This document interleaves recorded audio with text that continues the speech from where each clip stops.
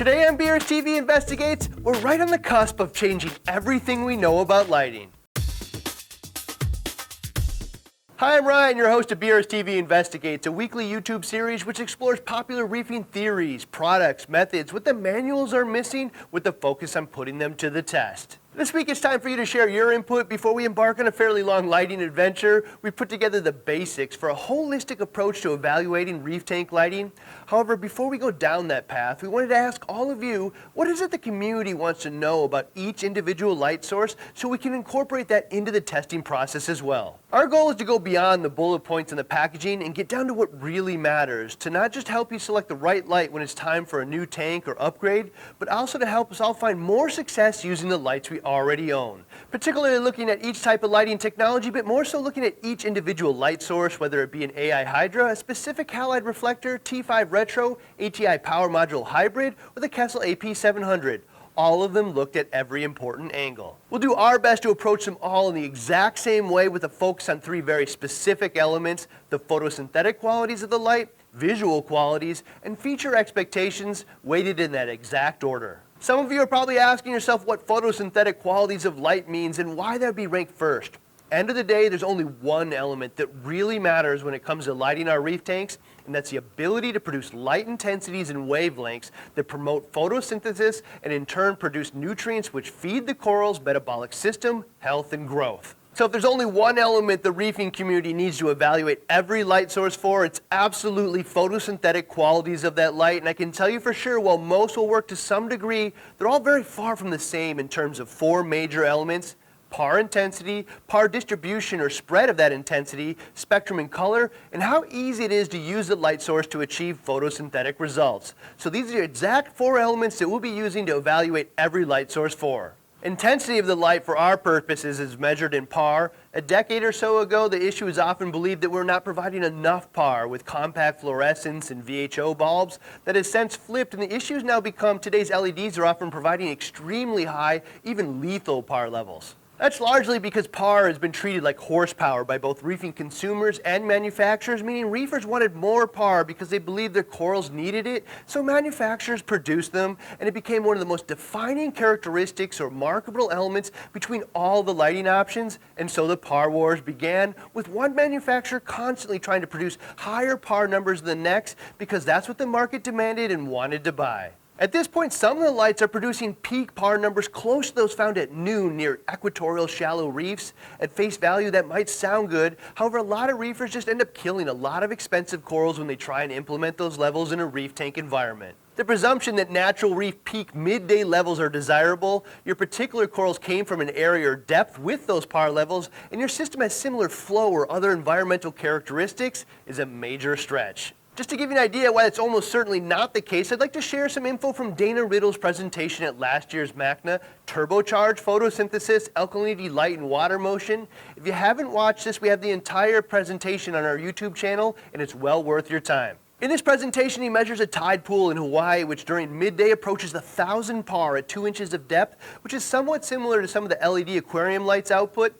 However, he also measured the rate of photosynthesis of a Porites coral living in that pool and found a very limited difference in photosynthesis between 120 and about 400 par, and at 250, it seemed to drop off. With another specimen, the photosynthesis starts to slow down rapidly after 200 par, so even though it might not have matched what you thought, the coral's maximum rate of photosynthesis is at the very beginning and end of the day, not in the center where the peak par levels are. It can tolerate more intense par levels, but it would certainly appear that par is not horsepower where more is better, and the par wars are more of an effect of marketing and selling products than it is about maintaining thriving reef tanks. So what is the right amount? Well, luckily that range seems to be rather large and very accommodating to our needs. In this case, anywhere from near 100 to into the multiple hundreds. This is likely why reefers had such easy to implement success with SPS corals using halides and T5s, which are often in the 100s at the bottom of the tank, into the 200 to 300s near the top. So this is a critical point where we're just going to ask you, the reefing community, to chime in on what your experience has shown the top and bottom par ranges should be for SPS and LPS tanks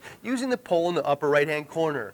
Actual data from successful reef tanks is 100 times more valuable than any theory, so your input is going to be a key component in how we test and evaluate the lights we test in the future. In addition to that, in the upcoming weeks, we're going to install and measure some popular reef tank lighting options the entire reefing community should be able to universally agree has produced very easy to replicate awesome reef tanks, and then share those par numbers as a baseline of success. Adventurous reefers and trailblazers can explore results and benefits outside that range, but having a baseline of success is pretty valuable. So in relation to that, we move on to the second element of photosynthetic qualities, distribution of that intensity or proper par range. Simply saying par is 300 at the top really isn't accurate because each of these light sources distributes the par so differently, particularly in the top half of the tank where a large portion of the corals are. One light source may be fairly even with mostly 200 to 300 par from left to right, and the other might have a hot spot in the center 6 inches of 500 to 600 and then rapidly falls off. For that reason, we're not only going to share peak par numbers, but also par numbers at multiple depths in a wide grid, and on top of that, we plan on giving you in multiple tank shapes and even with multiple lights, such as 2 to 4 of your favorite LED on a 120, so you can get an idea of how multiple light sources interact with each other when you're planning or perfecting your lighting setup. So again, we're asking all of you for your help here. What would be the most valuable to you? Our initial thoughts are a vast majority of tanks are 24 inches less wide or tall, so a 24-inch cube would be a good environment for measuring most single light sources. Then beyond that, measuring multiple of the same light source on a 120-gallon tank. Say the difference between running 2 or 3 radions, as well as the difference between running them in different orientations or spacing. And for smaller light sources, doing the same thing on a 40 breeder, which is a very popular mid-range tank. I already have Felix at ReefSavvy building us a rimless 120 specifically for this purpose, or Chris at Benner's Woodworking or Sticks and Stones making a stand for us. For those of you that don't know, they're the tank and stand builders from the BRS 116. At this point, the only custom tank or stand buildings I'm willing to use. Felix in particular has become rather popular, so the weight is pretty significant in most cases, but anything good is worth waiting for. So knowing we can't test in every last environment, do us in the community a huge favor and share what you think are the most valuable environments in the comments below. If you'd like to take part of a larger discussion on the topic, we're also going to start a thread on Reef to Reef called Testing Reef Tank Lights. What would you like to see? The third component of photosynthetic qualities of light is spectrum. There's been a tremendous amount of talk in relation to spectrum and growth, health, and coloration. This one's a bit of a mystery to everyone, particularly because we've all seen some pretty incredible results with full spectrum 65K bulbs, which are most similar to shallow reefs. For example, that's the type of bulb that Adam from Battle Corals uses on his corals, and there's no doubting his results. However, a huge sea of the reefing community has also seen tremendous results with blue halide bulbs like the radium or blue plus ATI bulb, which is predominantly blue spectrum and closer to what you'd find in deeper reefs. So which one is right? Well, clearly they both are, but behind that, there likely is some growth and coloration differences. In this series, we'll explore what spectrums each light is capable of, what we know in relation to that, as well as the theories presented by the manufacturers of the light, some of which have done some pretty solid research, particularly Ecotech's Coral Lab and Kessel's research. The fourth element of photosynthetic qualities is ease of achieving those results. Frankly, there are a ton of light sources out there where all you need to do is select the right fixture, throw in some popular bulbs, and plug it into the wall, and you've achieved all of the photosynthetic quality goals that we've outlined today. With LEDs that can range from a slightly more complex setup to extremely difficult to do without significant knowledge of your goals and ways to measure that success like par meters. In general, the more compact the light source, the more thought needs to go into proper distribution of par, particularly at higher ranges. Behind that, the more powerful the light source, the more difficult it is to gauge proper intensities. With a light source capable of achieving midday natural reef par numbers, you have to decide if that's indeed your goal. If you selected a light marketed at working on a 3 to 4 foot deep tank, and you only have a 2 foot deep tank, you almost certainly need to turn it down drastically. There are also lights which give you the keys to the kingdom on spectrum, and those that restrict you to only options known to be good for corals. So we'll share our thoughts on how easy it is to achieve photosynthetic results with each light source. This is another point where we put up a poll, and we'd love to know your thoughts. Do you really want the keys to the spectrum kingdom and the ability to adjust every LED to any intensity? Or would you prefer the lights were locked down to spectrum mixes which are known to produce the best results? So moving on, the second major element group that we're going to talk about is visual qualities. Right after keeping corals healthy, the most significant factor for most reefers is how does the light make the corals and tank look? End of the day, we want the tank and corals to look awesome, and this is a primary reason most of us have reef tanks in our homes to begin with. There are 5 elements we'll review visual qualities for: color rendition, contrast and depth, shimmer or sense of movement, visual effects like dimming, and the physical appearance of the light source itself in your home. Number 1 being color rendition is primarily limited to the available bulbs or types of LEDs included in the light, as well as the controls over how the spectrum mix works. There are some pretty huge differences between various light sources in this regard. Second, contrast and depth is something a lot of reefers who aren't professional photographers overlook. However, this is the type of lighting which often gives the most impactful visual appeal to the reef tank.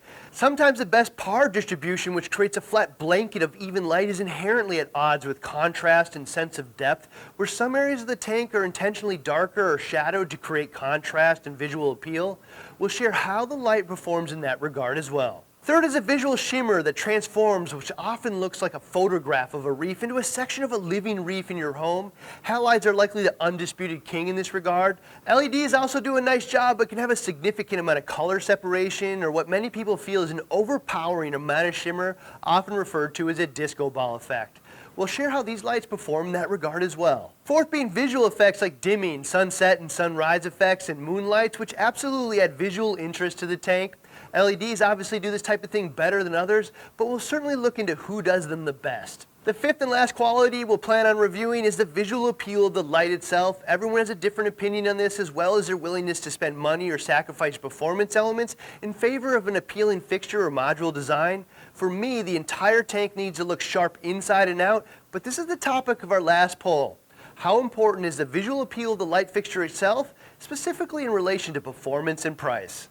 The third major element we'll review each light source on is feature expectations. This will vary from light to light, but include features that are unique to each light source, such as controllability, mounting options, energy efficiency, and long-term cost of ownership. The interesting component of all this is these features, such as phone controllability and mounting options, are often the primary elements reefers make their light decisions on, and I won't deny that they're important elements, and particularly fun, interesting, and marketable ones. However, I hope that we at least open the door to the thought process that the photosynthetic qualities of light are likely more important elements to evaluate a light on than the availability of phone apps. Right behind that, with visual qualities, almost certainly most reefers would rather have a light that makes the corals look awesome than one that works on an iPad but the corals look drab. So that wraps up today's BRStv Investigates. I'm pretty excited to get this project off the ground. It will probably be a month or so before the tank is in place and we can begin, but in the meantime, all of you can help us out by telling us what you want to know about these lights. I know you simply want to know which one grows the corals the best and makes them look the best, and I think this is the road to finding that out. And if you'd like to be part of that larger discussion on Reef to Reef, do a quick search for our thread, Testing Reef Tank Lights. What would you like to see? See you next week with another BRStv Investigates.